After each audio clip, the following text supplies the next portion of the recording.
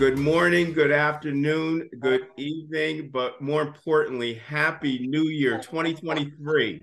And we are expecting a great year, first with progress that we're going to see with innovation, strategic approaches around excellence and equity. And for this year with Voices for Excellence, you are going to engage in a lot of different threads with regards to how do we create and lament excellence and equity with specific threads that we really need to go deeper on if we really want to get to this level of awe. Mental health and social emotional learning will be a focus coming up on future episodes. We're also going to have some of the special education experts come on. But today, on our episode, the first of 2023, I would like to welcome you. And please, again, I did this in the last episode when we were talking about Washoe, Nevada. All right. I'm sorry, Susan. I messed up. I'm going to mess this one up even more. But I am glad to have this esteemed educator here. I mean, we've been connected for about, I believe, about 2 or 3 years through the ALAS connection. She's an award winner, a multitude of different awards. Now, I have the iPad out because I don't want to, listen, resume is important. People don't understand the process of how you get there. So that's why you celebrate the resume, right? But just within the past 6 years, Patricia, please help me out right now. Patricia. There we go. I mean, literally, this is the second episode in a row, right? So I've been messing up a lot of things, but you were the SECME Administrator of the Year.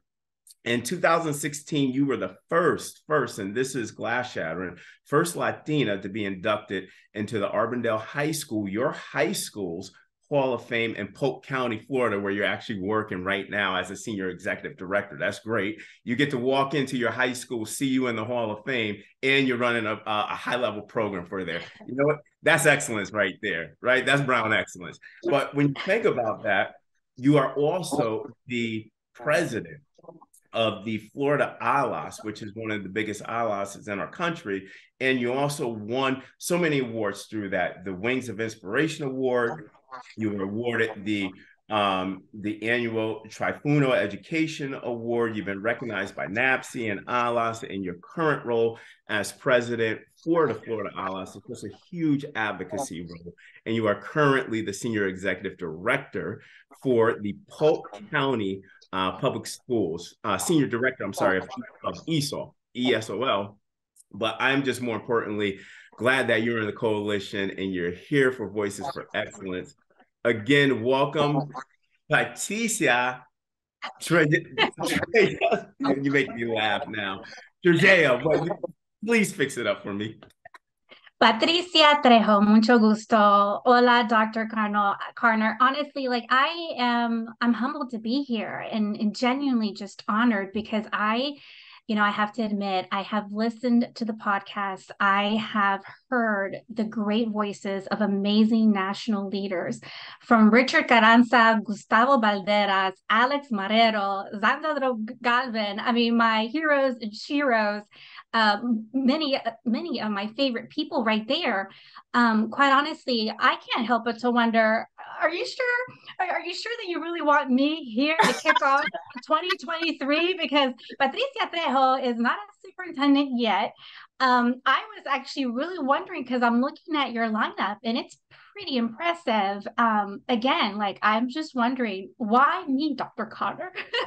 Why you? And the questions I'm about to ask you is the reason why you're on here, because your work, and I want to be full transparent, your work in Florida, especially the stance of what you are doing in the context of ensuring that there are representation in curriculum, there are representation within our teachers, ensuring that our Black and Brown brothers and sisters, specifically our Brown brothers and sisters, have a voice in education with some of the policies that have been adopted in the state of Florida. So why wouldn't you be amongst the giants? Because you are a giant yourself. And I'm glad to have you here because the work that you're doing and the work that you're pushing, specifically an equity agenda, where a lot of people don't believe in that work, that excellence work, right? You see policies being passed, and you're the one saying, no, these policies create inequities. People are got their eyes on you because you're doing the work. So welcome to the show. Thank you for coming on, and thank you for saying yes, and Happy New Year. Oh, yes. Feliz Año Nuevo. Happy New Year. That's exactly right. No, and thank you so much for the invitation. And thank you for providing just explicitly sharing as to why I was invited here to share this virtual space with you and our audience. You had mentioned that I'm doing the work, and I humbly do share that I have been doing the work. And I do it for the benefit, obviously, of our kids. Having been a previous ESOL student myself, growing up in an immigrant migrant family of 8, parents who were farm workers, who really pushed my 4 brothers and my sister and I to go to school so that we weren't having to endure the hardships and the challenges that they were going through as they were being farm workers. And so, yeah, you know, having the opportunities that have presented itself to me with regard to the education, being the first in my family to be a college graduate from the University of Florida, to then earn my master's degree. And now I'm looking forward to graduating this June of 2023 with my doctorate degree in educational leadership. Yeah, I'm excited. I'm really excited. I will be the first in my family, first generation as well. And so it means so much to me. And so, as you mentioned, I am here back in Polk County Public Schools, where I was the ESOL student growing up. This amazing district did amazing things for me. It really impacted me in such a positive way that for me to come back and have the opportunity to serve this great district, it's a full circle. It's surreal. I still pinch myself. I'm still wondering how on earth did this happen? Because I remember going through the elementary, middle, and high schools here in Polk County, not at all ever thinking that I would be in the capacity that I now serve and at the table with the powers that be that are making the incredible decisions in the best interest of our kids, and looking around and seeing that I am only still the first Latina, you know, sitting at this table, at least that's my understanding, with again, some really incredible leaders with higher, more important titles. And so it's like, wow, you know, it's always been very important for me to have a voice at the table. And now here I am at that very table, having the opportunity to share my voice, and that it is being heard and respected. It means so much to me. Absolutely. No, and thank you for your work, because I'm just going to jump right into underscoring that sentiment of being at the table. Now, when I think of you and your, I like to say dual roles, right? Your role as the Senior Executive Director of ESOL in Polk County, but also the role of being the president of the Florida ALAS. Now, you're at 2 tables, district level, and then also as the president of the Florida ALAS, ensuring that equity is lamented in the state of Florida. You're at the state capitol. Now, I'm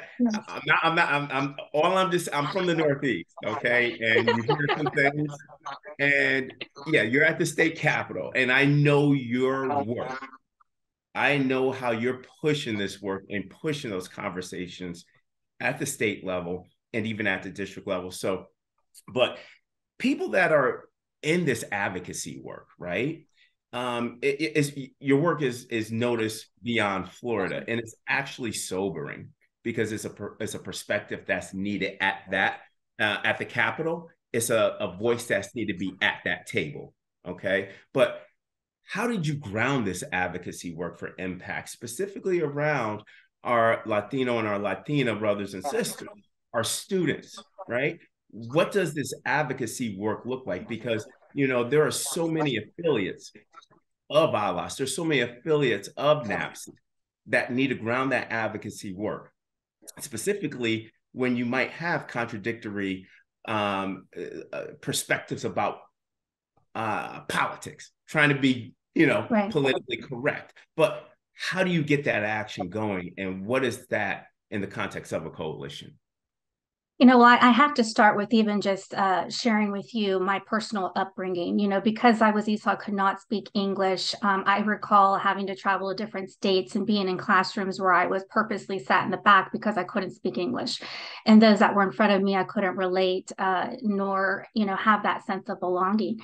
So it starts with just my own personal experiences. And as I move forward into the capacity of serving as the first Latina at a school, to serve as an assistant principal in a very well-to-do area, and then ultimately the first Latina as a principal in another very well-to-do area. It started with those experiences that I saw firsthand, where I saw some of our students that unfortunately were being treated differently. They were discriminated. There was the undertone of racism that I saw and had to address, from some of the schools that I did work at. And it was those experiences that then led me to begin to speak up and to highlight what needed to be highlighted, because it wasn't right. I know what it felt like when I went through school in several of the different states in the US. I know I didn't want the kids to have to suffer or experience some of those experiences that I did. And I really would have loved for someone to have spoken up on my behalf as a child growing up. And so honestly, it's one of those internal drives that I have. I'm extremely passionate because I personally experienced it, and now I see it on the other end with other kids. Unfortunately, some experiencing it as well. That I had to speak up, and I do speak up. And I will continue to speak up for the benefit of our kids. My parents actually asked me, probably usually about 3 weeks ago, they said, Patricia, why do you do all this work? Because the work that I do, it is not, I don't get paid, nor do I Right. expect to get paid. And so it does take a lot of time, and energy and time away from my family, that they rightfully had asked, like, why? And I said to them, I don't know how to explain it other than to say that I have had sleepless nights where I sit there and I think I'm not doing enough. I'm not doing enough, which pushes me to want to do more and to continue to do more. I listened to Richard Carranza's podcast with you, and he's right on point. It takes a very unique individual to be in these capacities. It is a calling. It's a calling. And so I do believe that it's work that I'm here to do for the benefit of our kids. I'm here to serve, and I'll continue to serve. And it's not easy. Dr. Carner, you know that. If you're a leader of color, add the layer of being a Latina, add the layer of being a Latina that's not as light as many of my other colleagues who were principals that were Latinas, that were lighter skinned, that had different experiences than I did, and who possibly weren't serving in environments where the community was more often well-to-do. So my experiences looked differently, and it was hard. It was extremely hard. And so I grounded the work in my personal experiences. What does that look like? Well, fast forward, I had the opportunity to serve in a capacity where I was able to organize district-wide institutes where we were professionally providing learning to educators and administrators, not only just at the local level or even at the state level, but at the national level. So when I was having those opportunities, I was being very intentional, strategically, ensuring that we had student voice at the table. If we're going to do this work for, by, and about kids, then we have to make sure that we have them at the table, that they're sharing their personal journeys, their testimonials, their experiences, and that we are giving them that platform. And so to answer your question, the impact was made because I involved kids, and we've got to continue to involve kids. Oh man, you're bringing me back when you say involve kids and student voice. I've always said this, maybe about 3-4 years ago, I was still in my superintendency. I said, if we really want to make sure that we're keeping our, i.e. the adults, and this level of accountability for us, we ask our kids, because Generation Alpha and Generation Z, they're going to change the world. They have to, right? I literally say this, they have to clean up our mess right now. And the only way that they're going to clean up our mess in the future is that we have to be able to include their voice, to include their participation, their agency, to make sure that we keep moving forward. But what I love when you talk about the advocacy work, and this is near and dear to my heart, because I take my personal experience to be able to deepen and strengthen the coalition around this advocacy work. And that's the same thing with you. Your personal experiences is actually driving the passion and actually moving. And we can see the change down there that's going on happen in Florida under your leadership within the Florida ALAS. But tell us what's going on with that. I mean, you got, I mean, I would say between my two friends, you and Xander, you got pretty big, pretty big states there with California and Florida. Of course, we know what our sister's doing out in California with CALSA, but what are you doing in Florida? You know that you're exactly right. And mi hermana Zandra is just absolutely amazing because CALSA is one of our, they're our familia, and they've been helping Florida ALAS since my tenure, which is something that's unique and different, hasn't happened. The collaborative work that under my tenure we've been able to do with collaborating with the Florida School Boards Association, the Florida Association of School Administrators, the Florida Association of School Superintendents. Wow. This is absolutely incredible and amazing. They all participated in our 10th annual statewide conference that we had this past June of 2022. Something, again, that was never done. I wasn't there, but it was a success. I heard all about it. Go on. I just want to make sure our listeners know it was a success. But go ahead. Yes, it was a success. I mean, we had some of our founding fathers for National ALAS there in person. It was a great success. I mean, this is the collaborative work that we need to be doing as we're moving forward. We need to have a unified voice. The work that the executive board and directors and I have done is we've met with several different superintendents across the state of Florida to show the data. Because we know that when we show numbers, it's black and white. It's not emotional. It's going to tell its own story, right? And its own truth. And in sharing that data, what we're finding is that there is an underrepresentation as it relates to those that are at the school level as principals, at the district level as administrators, and even up until, up to the superintendency seat as well. And so we're having these really important but also very uncomfortable conversations where we're looking at each of the districts all on its own, looking at their profile and looking at the hiring practices across the state of Florida that are happening, having conversations around with regard to the postings that are taking place, the criteria that's being established, who are the ones that are screening out candidates. If you have an interview panel, well, who's sitting on the other end of the table? And do we have student voice and community representation at those tables? As well as ensuring that candidates are having that true, authentic, fair opportunity to be at the table to even interview. I can tell you from my personal experience, having been an assistant principal at a specific school, because I've worked at 3 different school districts, so I will protect the innocent. But in one of the school districts where I served, I mean, I was an assistant principal. I had applied for the principalship at that very exact school where I had served. I didn't even get an interview. So knowing that has happened to me and where I have been screened out, and I know I have perfectly qualified for several different positions that have been posted, it only naturally wanted it only naturally wanted me to dig in more along with my executive board to talk about those very uncomfortable issues. We all know, and I have had even certain people say to me, Patricia, I know how to build a committee. Okay, well, that says it all. Right. And so that's why it's important that we have the community involved, we have the students involved, so that if for whatever reason you have your committee built the way that you like it, then hopefully there are others that are coming in to help keep it with integrity and to maintain a fairness, right, and authenticity that it should be, so that we are giving the opportunity of all leaders, and specifically leaders, again, that are underrepresented, leaders of color, those opportunities that are much needed, because we do need to make sure that we have in front of our kids that representation that is so much needed now more than ever, as you know.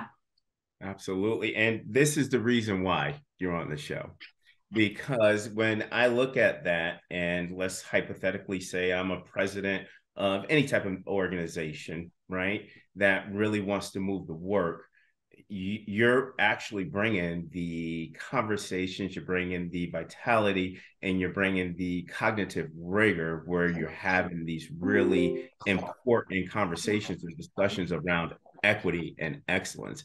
And when you talk about the hiring practices, I took a course within my Harvard program, which was around people analytics. And I'll tell you this and we'll move on. And we had to actually do a simulated exercise where they gave you, I mean, there were false resumes, but resumes that you had to review, and then you rank them. Mm-hmm. After you rank them, I'm just one through, oh, I like her, this is great, I like her, this is great, this and that. Then we put the resumes and the criteria, but also the variables of what we want we built it into this algorithm. And I'll tell you this, it happened to me, and I'm a Black man. My top 3, based on the analytics running through, they were my last 3. The person that I had as 9 out of 10 was the best qualified candidate for the goals within that simulation. So now you got to have a discussion of who's really truly aligned to the core work, as opposed to arbitrarily, oh, great candidate, and just lining them up, because even though they might be great, they might not be great for the organizational goals. And you talk about fairness. Do we see that within hiring practices? Because I'm sure you probably got overlooked because you are overqualified for everything in my eyes, but you probably got overlooked because of your name. And that's where we talk about you're bringing these conversations, necessary conversations, to the table. Continue that. But now I want to move into, go ahead, please. Just my last comment on that, where, you know, again, I have the privilege of sitting in different interviews across the state of Florida. So we're grateful in that way that our executive directors and I have the opportunity to help support and sit at interviews. But one of the experiences that I also had in a district was that, like you just said, they ranked their top 2, 3. But then after they rank them, then they have the panel to basically, the comment when I was in that virtual space was, okay, now you guys need to fight it out. You need to fight it out and determine, you know, if this person really deserves that, let's say that rank of a 4, or you're going to go up a 5, or you're going to go down a 3. So now it's a negotiation piece that happens. It shouldn't be happening. And there's no reason why we should be fighting it out. So again, these are the kinds of conversations that we have brought to light, that we are engaging with various superintendents across the state of Florida. The reception has been overwhelmingly positive. We've got really amazing leaders here in Florida that they themselves know that there is an underrepresentation, and in doing that right work to ensure that it does increase for the benefit of our kids. Absolutely. And continue that work, because that is the work that needs to be pushed. Right? Community representation. Generation Alpha, Generation Z, 48 to 50% of Generation Alpha and Generation Z are Black and brown, but still operationalize or the business model of education where over 90% are Anglo-Saxon. So we have to now really bring in representation in order to have representation in the organization. Right. Continue that as well. But now I want to get into your level of expertise, right? As the Senior Director of ESOL, but you're just not doing that work. You are like really doing the work to redesign what systems and how instruction, pedagogy is delivered from an equity lens, because you were an ESOL student, so it means so much to you. So in your alma mater, in Polk County, being the senior director, what if there's other ESOL directors, right? There are other EL directors across the country. And the reason I'm focusing on specific threads of education in 2023, because you know, now we got to start disaggregating what equity looks like and bringing in the experts. And EL, right, and ESOL, they need attention. Leaders need to focus on that, because if we want to reach this level of awe. So what strategies, because you're doing some really innovative work down there, what strategies would you provide to other leaders, including superintendents? Because again, why I say superintendents is I was a former superintendent. We don't know it all. we need to lean on the experts to create a divergent model so that all students can succeed. What ideas, strategies, methods you will give superintendents and individuals across this world, leaders across this world that have the same position as you to be able to now do that effective redesign for all, specifically focused on ESOL students? Yeah, so Florida right now is sitting third nationally with regard to the English language learners, which is pretty incredible. In fact, Spanish is the native language of the majority of these students, with them speaking more than 200 different languages in the state of Florida. So quite honestly, Dr. Carner, what we're calling attention to is not only just the data as it relates to the numbers and quantifying it, but also looking at the testimonials and the personal journeys and the needs of our kids. And what we're finding is the supports and the resources are lacking. I'm going to say it's lacking. And now, having had the opportunity to serve as a senior director for ESOL, yes, I started at the end of August, but let me tell you, I learned very quickly that my colleagues who are sitting in similar positions in different school districts across the state of Florida, whether they are senior directors, directors of ESOL, multicultural departments, multilingual departments, everybody has their own unique name. But what we're finding is that there is a lack of consistency and a lack of resources, a lack of support and coaching. And so, in fact, Florida ALAS, intentionally has brought in various directors of these different departments to come together and collaborate to ensure that we are sharing best practices, that we're helping and supporting and coaching one another, even extending a helping hand and providing mentors to those of us, including myself, that need it right now. Because now I understand why when we have leaders of color sitting in certain capacities, we need to make sure that we're setting them up for success. And the only way to do that is to provide that much needed support, in which I commend National ALAS because they do that. Florida ALAS, we do that. We don't let you sit out there by yourself in isolation. When I was a previous principal, Dr. Connor, I can tell you, I didn't get that coaching and that mentorship that I know I so needed. The questions that I was asked was, what questions do you have? Okay, well, I don't know what questions to ask because you don't know what you don't know, right? And so here I am having to experience this amazing opportunity, but also learning and understanding that it's work that can't be done alone. We have other districts that are supporting the very exact similar situations, that are having to navigate through similar situations and challenges. And in order to address that, we've got to come together as one unified voice. So some of the examples that we've been talking about, and research shows this, right? So research is showing us that in order to support our students that have language barriers and to help support them academically and linguistically, we've got to look at the opportunities as it relates to the dual language immersion programs. This is research-based, evidence-based, that is demonstrated and showing that students do become academically successful and become linguistically proficient because of the opportunities presented within a dual language immersion program. I was a previous principal of dual language, of a school that had dual language, two different schools that had dual language immersion programs. And I can tell you the just absolute amazing success stories that occurred because of the opportunity, because of the program, the staff that were able to provide curriculum and instruction in a student's native language, that were bilingual, multilingual, right? And so we've got to provide these opportunities and ensure that we are continuing to share the research, but also continuing to demonstrate and showcase those school districts that have successful dual language programs.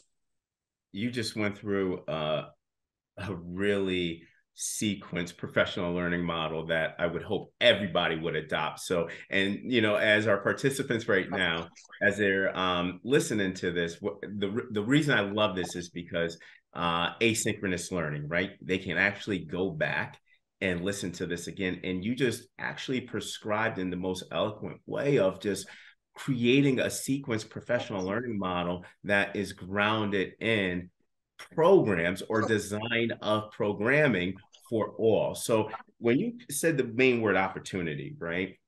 And as you know, my framework, the disruptive excellence framework, there are specific elements within the framework around closing excellence gaps, right? So when we talk about expectations, when we talk about opportunity or access, performance, and when we talk about readiness, in the context of ensuring that our practitioners are ready to deliver the highest quality of instruction, and within a dual immersion program, you're hitting every single element within the disruptive excellence framework to ensure that there's a level of excellence. But I heard you in the past always use this wording, you use it intentionally, inclusive, right? And when we talk, and we had a really good conversation of, wow, I admire what you're doing, in Florida. And this was offline. And you're like, I just want to create inclusive environments for all. That stuck with me because you're doing that work. It's evident. But under your leadership, right, cultivating this level of culture around inclusive is arduous, specifically with the political battles that we're fighting, right? To change culture to be more equitable, to change culture to ensure that all has a level of excellence. How would you now, because I know you're doing this work and underpinning it in Polk County, but how would you now start re-examining or reimagining culture with ESOL to ensure that we are creating inclusive environments? Yeah, our students definitely need a sense of belonging. Like I said, I had that personal experience of not having that at times in some of the schools that I participated or attended across the nation. And so it is important that our students have that welcoming, inclusive environment that is highlighting their culture, their customs, their traditions. And by doing so, ensuring that there is curriculum instruction that is infused with the various cultures. So here in Florida, we actually have a Florida State Statute 1003.42 that highlights the importance of infusing African American, Hispanic, Latino, and Holocaust studies within the curriculum instruction, regardless of the grade level and subject area. And so this is really important. And so the work that we're also highlighting is ensuring that the curriculum and instruction is infused with this cultural, relevant, responsive pieces so that our students see themselves in others. And it's absolutely amazing because when you have kids, and I can talk from my own personal experience, my daughter, she was in a dual language program, but unfortunately due to the transitions, for me, it was fortunate because I was having different opportunities professionally, but that also, affected my daughter as an example, who had to leave a specific school, transition to another one. They didn't have the dual language program. She had been used to looking at bilingual text, reading it, was bilingual, biliterate, and then went to a school where she no longer was able to see text and visual that looked like her, that she actually came home to me and was like, Mommy, where are the books? And I go, what books? And she goes, the ones that had girls that look like me. And I literally, it took me aback.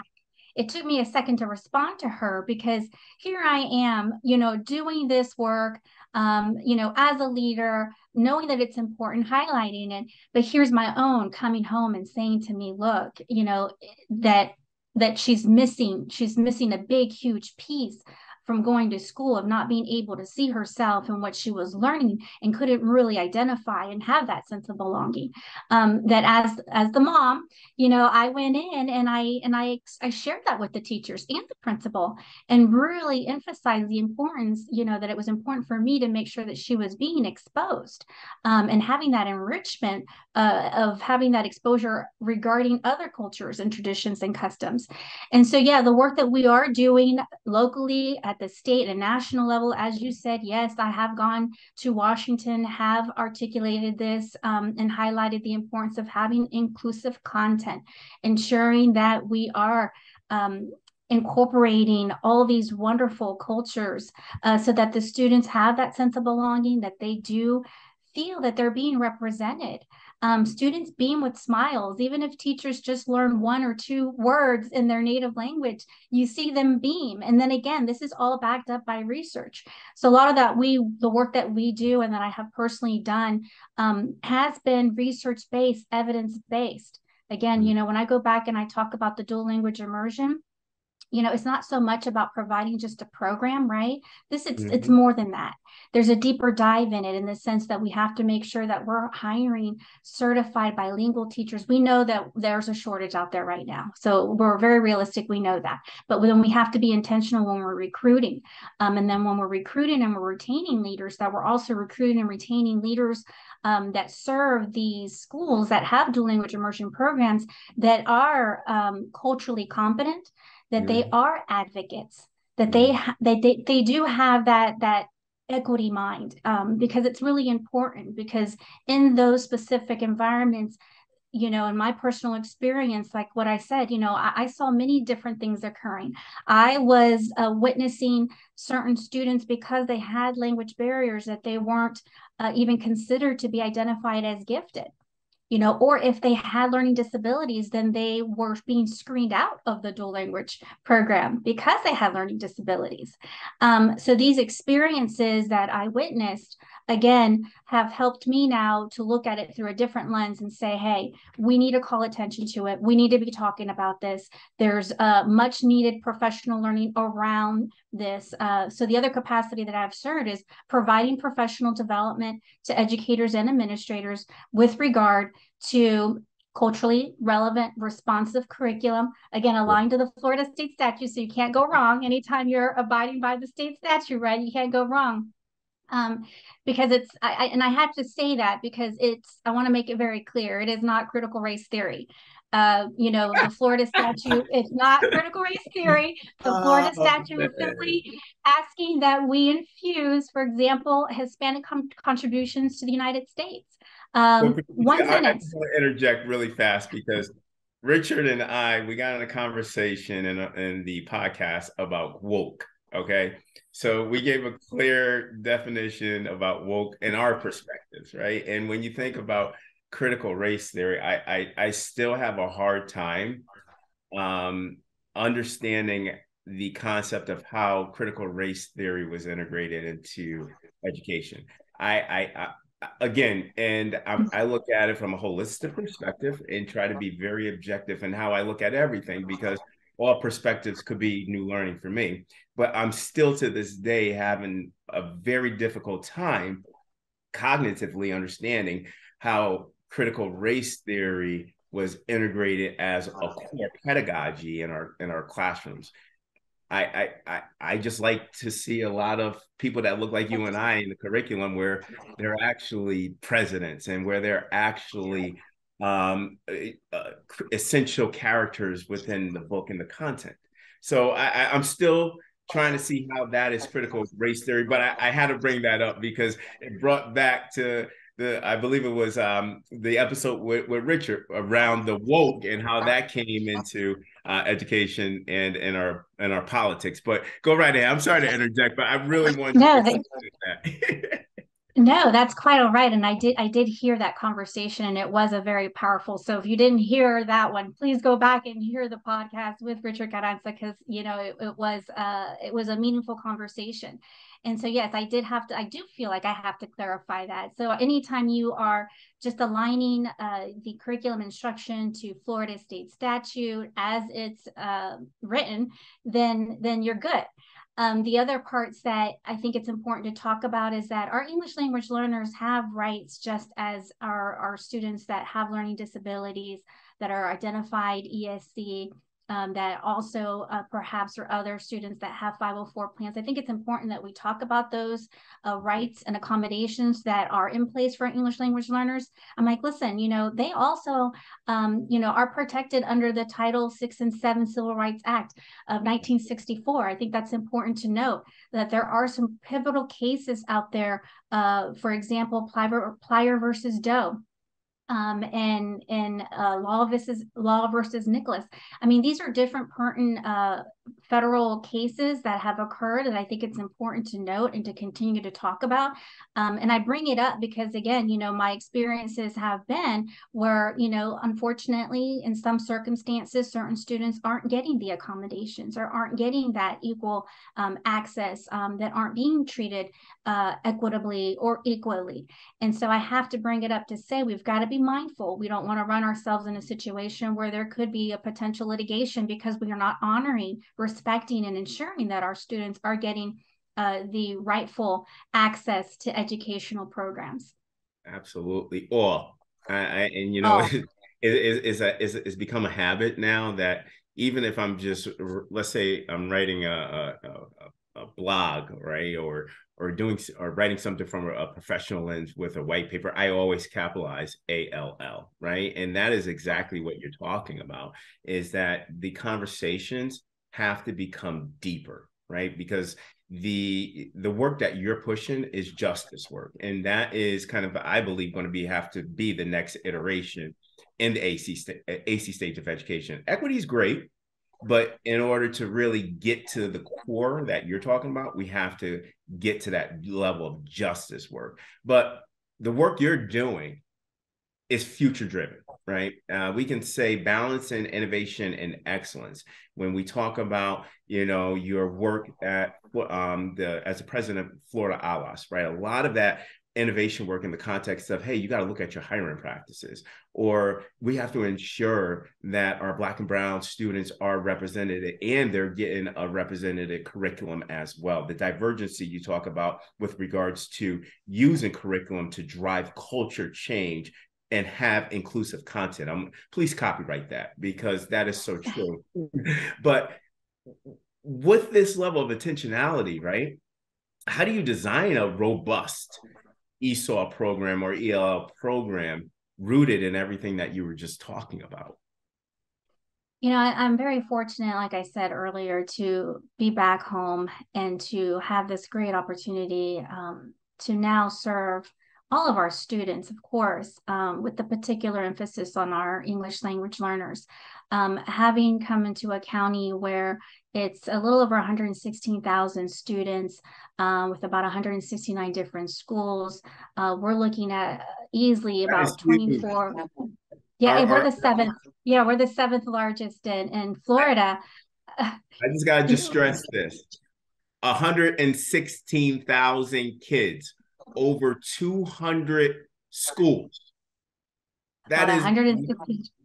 Yes, that does. Yes, you're right, because it doesn't include charter schools.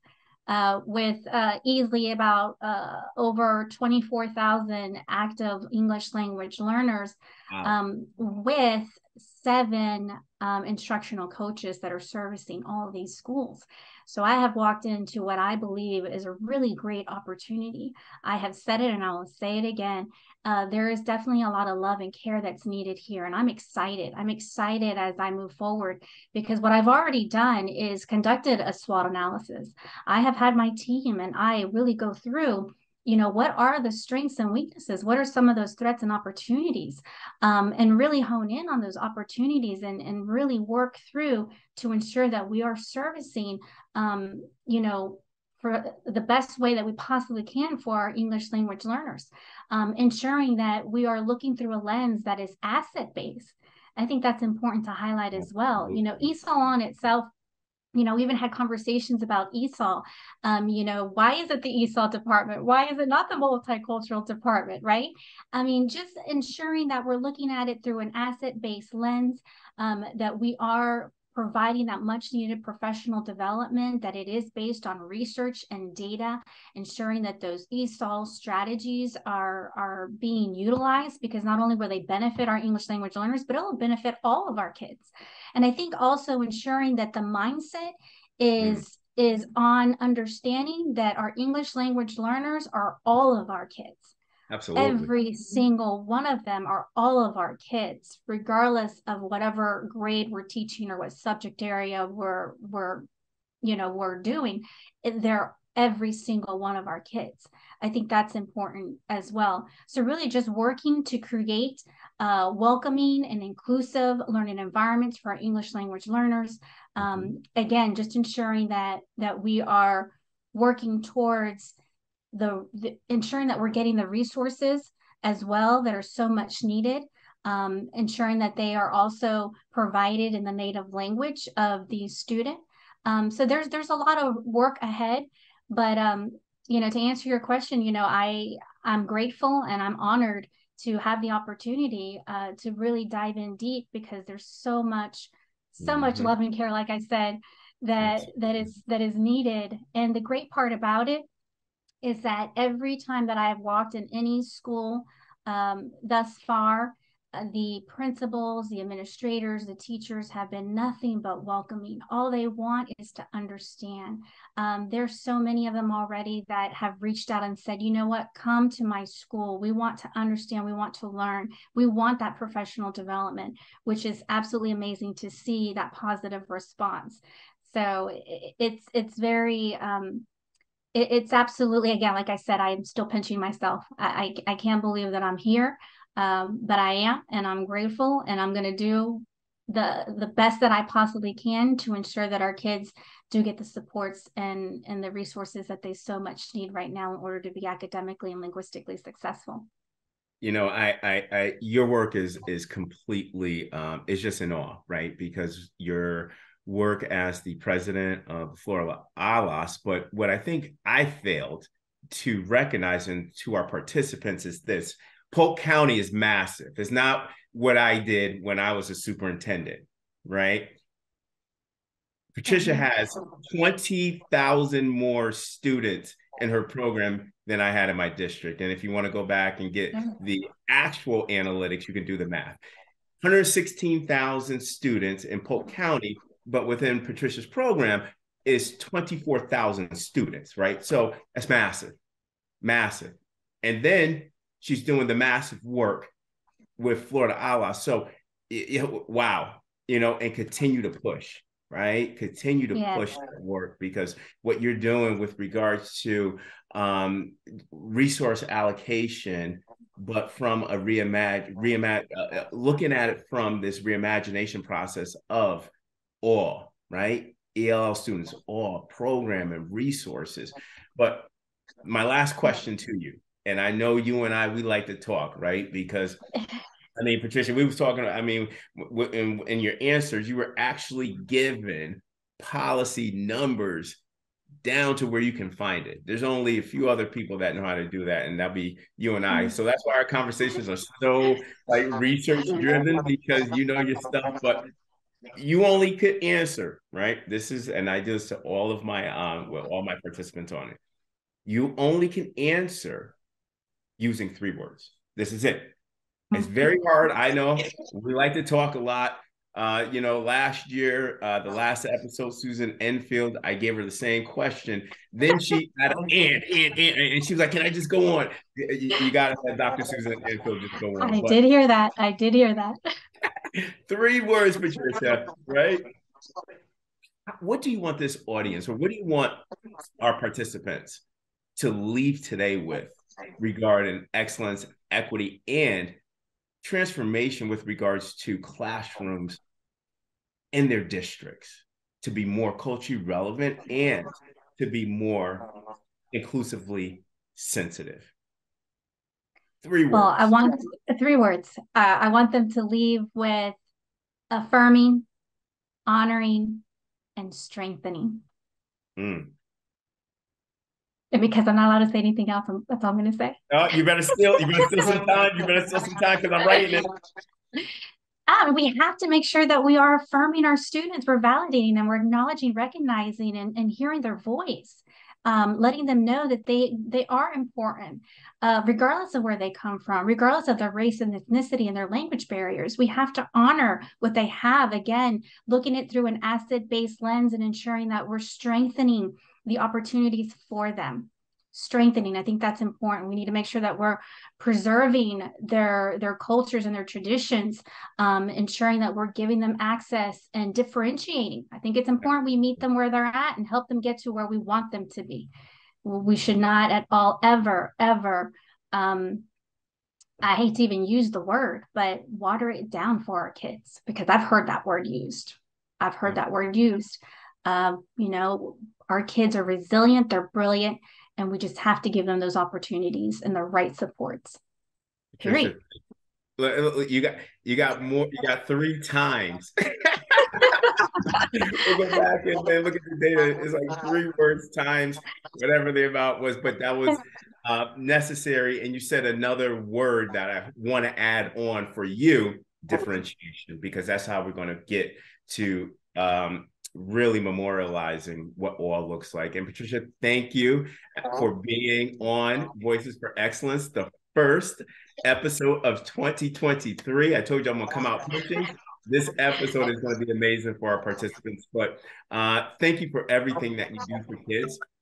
I learned so much from you, right? And I think that anybody from this podcast knows that, you know, engaging in a conversation with you, not only is it going to be grounded in research, not only you're going to have the evidence to support it, but you got the work behind you.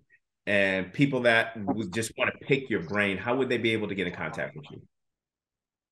Well, you can reach me. I am here at Polk County, so you can reach me at patricia.trejo at polk/fl.net.